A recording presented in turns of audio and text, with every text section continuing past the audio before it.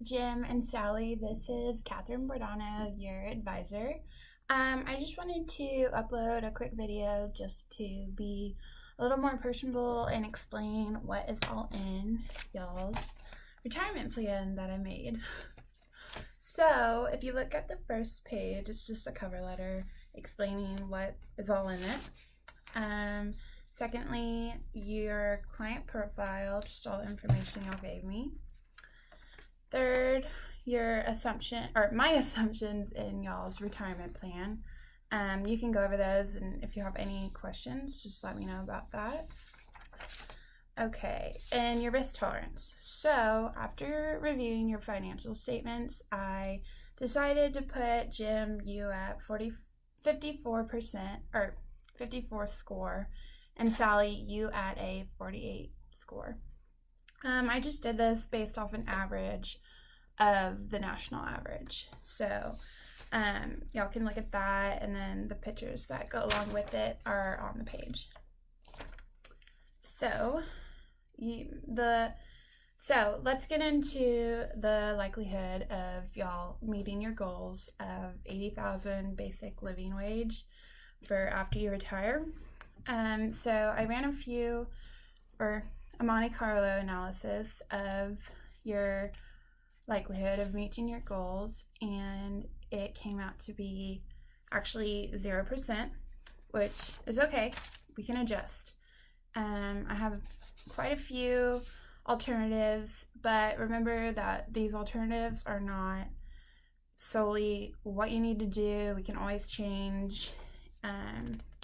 But as of now, number one, I would say increasing your retirement age is definitely applicable to y'all's situation. Increasing your yearly savings, reinvesting and reallocating your investments, increasing your risk tolerance. There's strategies to do this, and you can have buckets of funds. So one fund could be really conservative, and that could be your basic income. Another bucket could be more volatile of funds and investments, and this could be where you increase your risk tolerance and up your savings. Also, just decreasing a few expenses like the college fund for sure. Maybe decreasing your alma mater or eliminating it if that's applicable. If you don't want to eliminate it, if it's emotional ties, that's totally fine. We can find ways around that as well. I would say decreasing travel expenses might be more realistic whenever you retire. Also decreasing buying a new car every 5 years. I don't know if you need to do this, but I would say if you want to live off of 80,000 a year, you might want to consider decreasing this.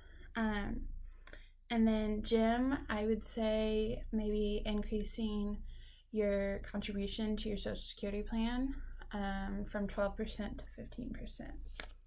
But with that being said, after all these recommendations, you're gonna meet your goals and probably surpass them. So after maybe 6 months, we can reevaluate, or even now we can reevaluate, and just know that these aren't set in stone alternatives. Even though the likelihood went up after these alternatives, and your success rate is way higher than 0%. I actually put it up to 81% success rate. But with that being said, we can always change these alternatives if they're not good for y'all or anything like that. But for the action plan, if you turn to the next few pages, I would say meeting your retirement living expense is the number one thing we want to do. So we need to save more, reallocate your assets, and decrease a few expenses, just some of those alternatives. And if, again, y'all don't like those alternatives, we can always change it, always explore new ideas. My job is to please you It's not just all about the numbers, and at the end of the day, it's what y'all want to do.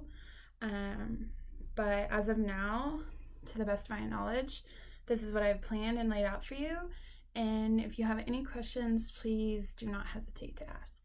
But thank you, and have a good day, Jim and Sally.